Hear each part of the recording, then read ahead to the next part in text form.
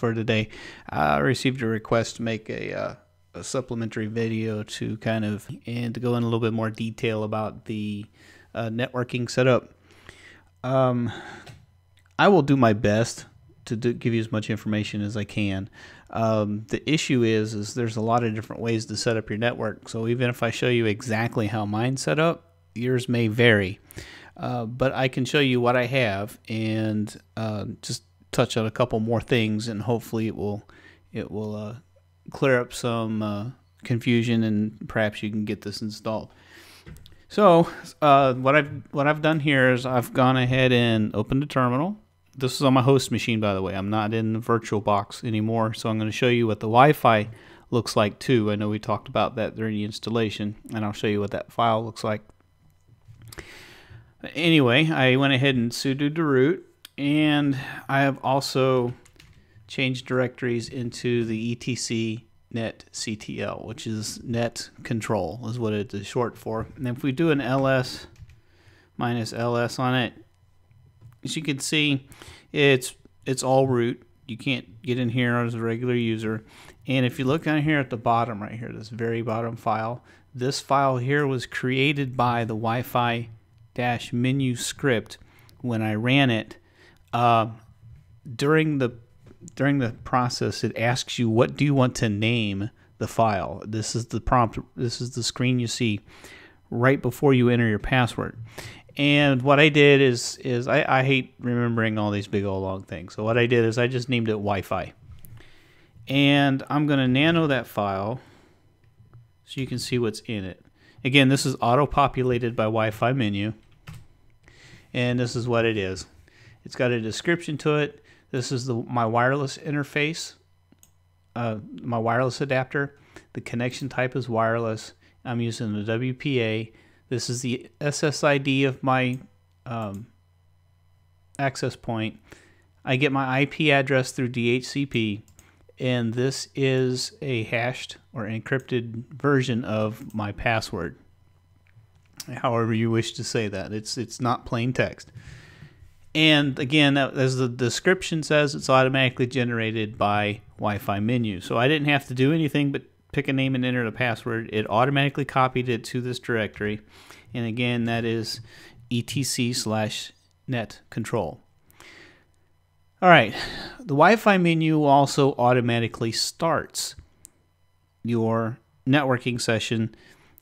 By that, what I mean is it contacts the AP, it does its negotiation, it gives it the password, it collects all the information from it, being the IP address, the DNS information. All of that is automatically done through a service called DHCP, which is short for Dynamic Host Control Protocol.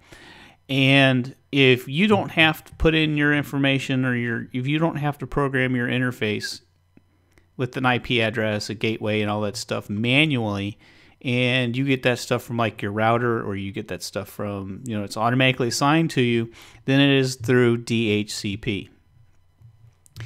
If you are given this information, the IP address and such, directly by someone else, like say an administrator, that is who you would need to contact if the information that you received does not work.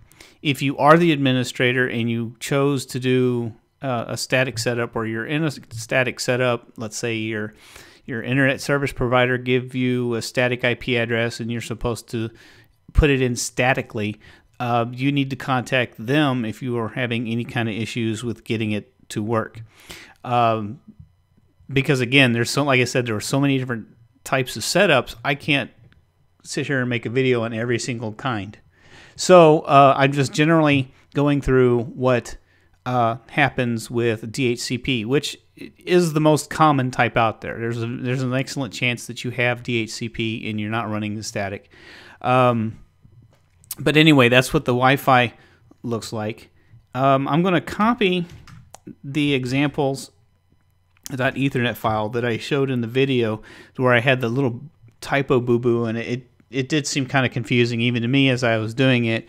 And due to some constructive criticism, it was suggested that I edited that part out, and that's absolutely right. I should have. and I apologize for that. But anyway, inside this examples folder, I'm going to hit tab a couple times here so it will automatically list what's going on. There's an Ethernet custom, there's an Ethernet DHCP, and there's an Ethernet static. So if you have a static setup, you would want to use the static example. If you want to create your own custom setup and you want to do everything, however you want to do it in a customized fashion, that is beyond the scope of this video. What I'm going to focus on is the Ethernet DHCP. So what I'm going to do is I'm going to copy that file and I'm going to place it right here. That's what the dot means. Now when I do an ls-la or ls-ls, it creates another file in here, which is this top one, which is the one we just copied over. All right. So if we nano that one, it brings up this information right here, and this is actually fairly straightforward. All you'd end up having to do is end up putting your interface address right here where it says interface, and I'll show you how to get your interface, how to find out what the interface is. For a while they used to use easily guessed names like ETH0, and with ifconfig on its way out, it's being deprecated. With the replacement, which is IP, it goes back to something that's really kind of encryptive. You don't really have to change anything else in this file, just change the interface. Now I'm going to clear this window out and should be able to do, I may have to do a little Googling here or whatever in just a second, but I'll get to this. It's IP link, and when you hit IP link, it lists all of the interfaces that are currently available. LO is localhost. That's your local loop, also known as 127.0.0.1 is its IP address. And it's a loopback address that is used by the system. My interface number 2, here, let me see if I can blow this up just a little bit. I like really tiny font, so let me, there we go. All right, so there's your local loop. This number 2, this ENP7S0, is my wired Ethernet adapter. It's like my RJ45 that I just plug a networking cable into. That's the name on the interface. This WLP1S0 is my wireless. And that is the interface. Let me get out of here. Oh, I'm not even in anything. Let me go back and look in wireless, or the Wi-Fi one. I show it to you right here is the interface.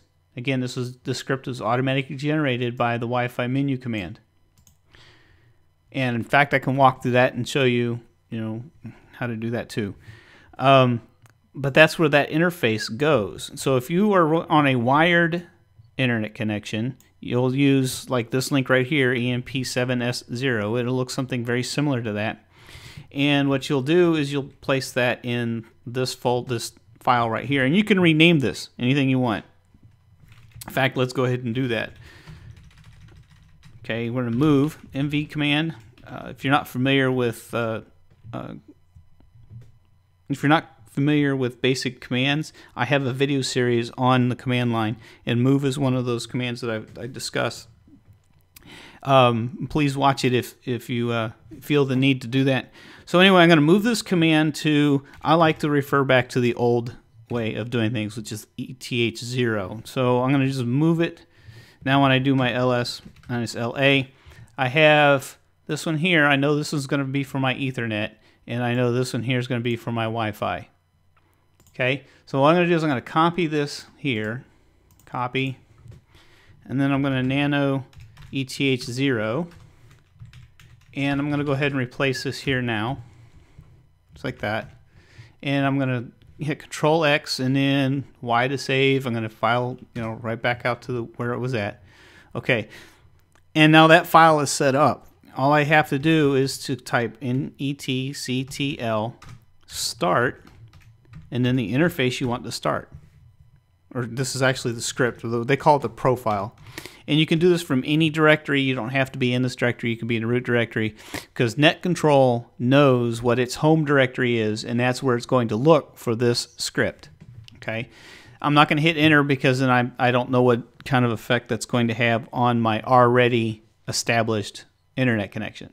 But that's what you do, is you type out net control start and then that file right there and hit enter.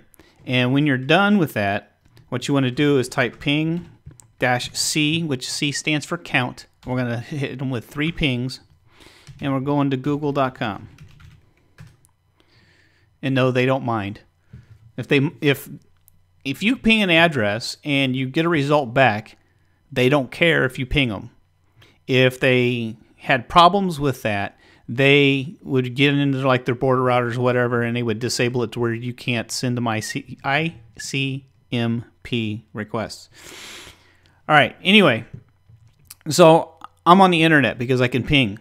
All right, then you would type netctl space enable, and then that interface that you want to enable. And now what this will do is it will automatically start your networking every time you reboot your computer, so you don't have to get into command line and start it every single time. This will do it automatically. It adds it to the systemd startup services.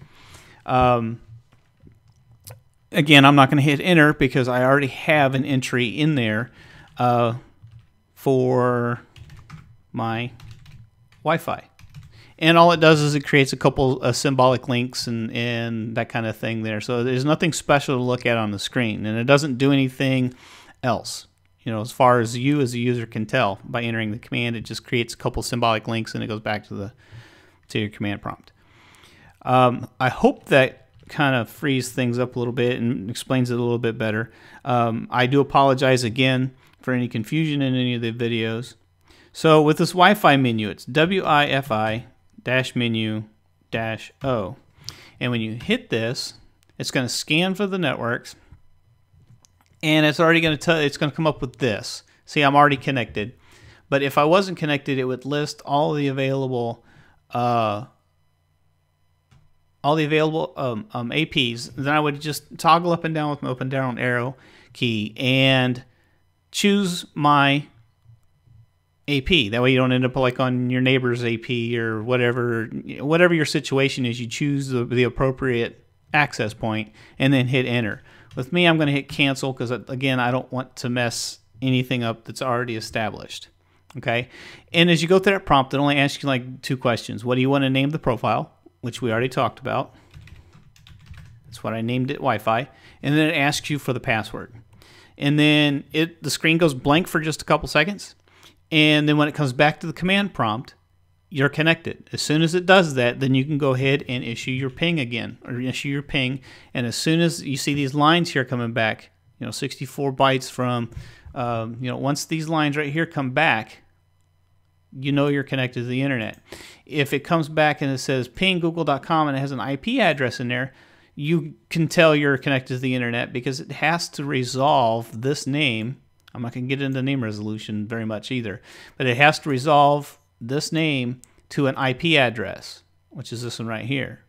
And it works for IPv4 and for IPv6. This is an IPv4 address. And it also worked for the newer next version, but it's ping6.c3, and it's IPv6.google.com. And you can tell if your IPv6 is working too, which of course mine is, as you can tell. But anyway, I hope that clarifies things, and once again, I do apologize, and I'll do a better job at editing my videos. Anyway, I will see you guys in the next series. I haven't exactly chosen what it's going to be on. It's probably going to be another installation how-to like this one here, but I may pick something like Fedora, and that's going to be kind of interesting if I do choose that, because there is no net install CD. So basically what we would probably end up having to do is start from a bare bones server installation and then go from there. But don't write that in stone either, because I may or may not do that. But it is something interesting, and I may look at it.